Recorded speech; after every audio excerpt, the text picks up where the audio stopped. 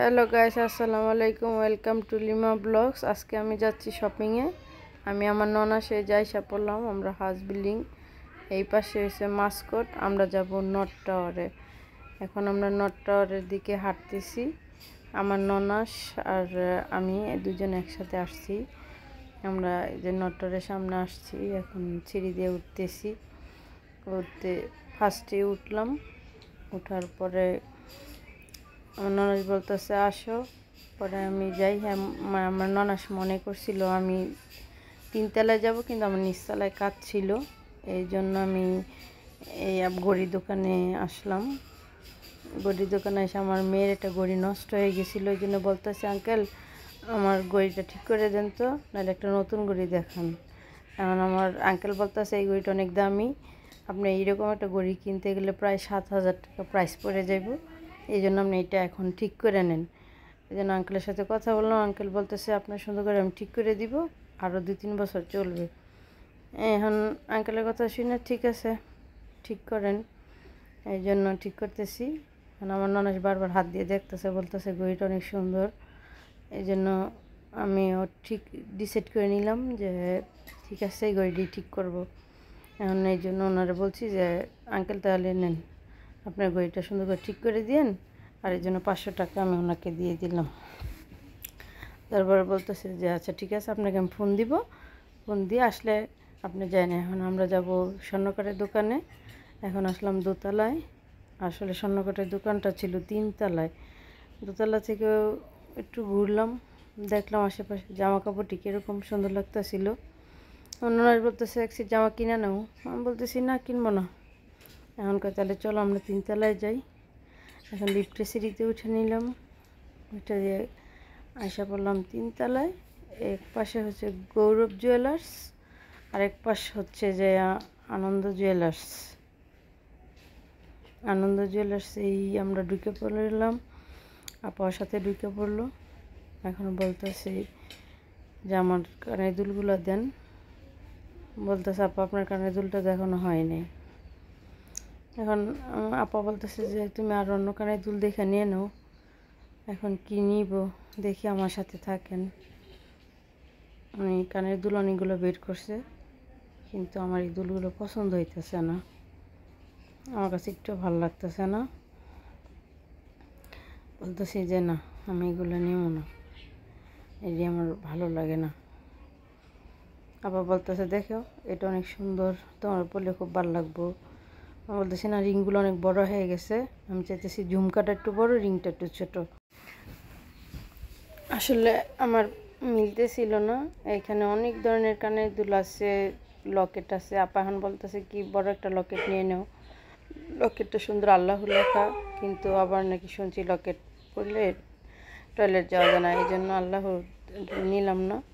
আবার এই জায়গায় ঝুমকার চানবালি আছে, জাপটা আছে, এগুলা আমারও খুব ভালো লাগলো। আপা বলতেছে এই ঝুমকাটাই নাও, কিন্তু আমার ঝুমকা আছে, এই জন্য আমি ঝুমকাটা নিতে ডিসাইড করতেছি না জানা। তখন বলতেছে চুড়ি নাও।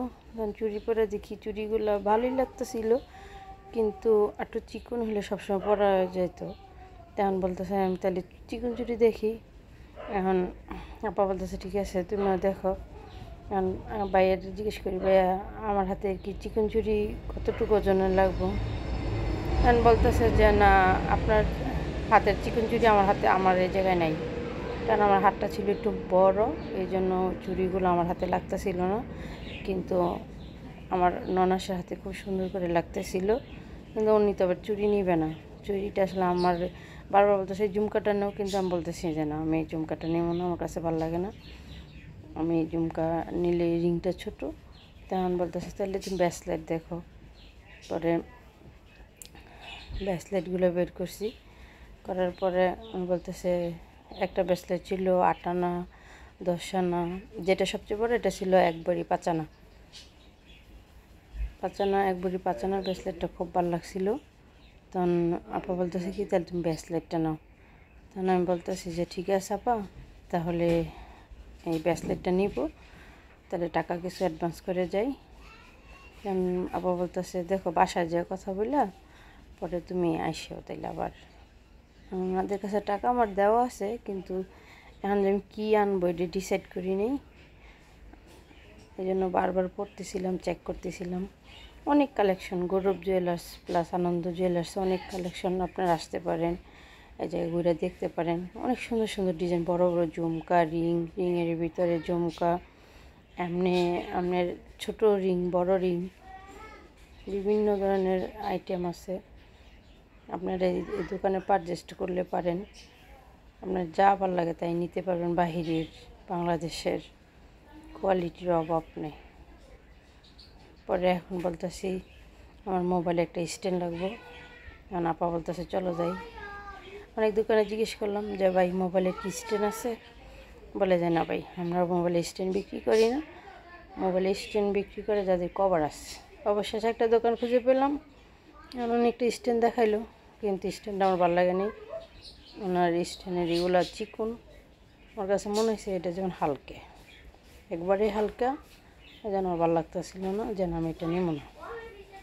তখন বলতেছে ঠিক আছে আপা আপনাকে আরেকটা দেখাই। পরে আমাকে আরেকটা দেখালো, এটা খুব ভালো লাগলো।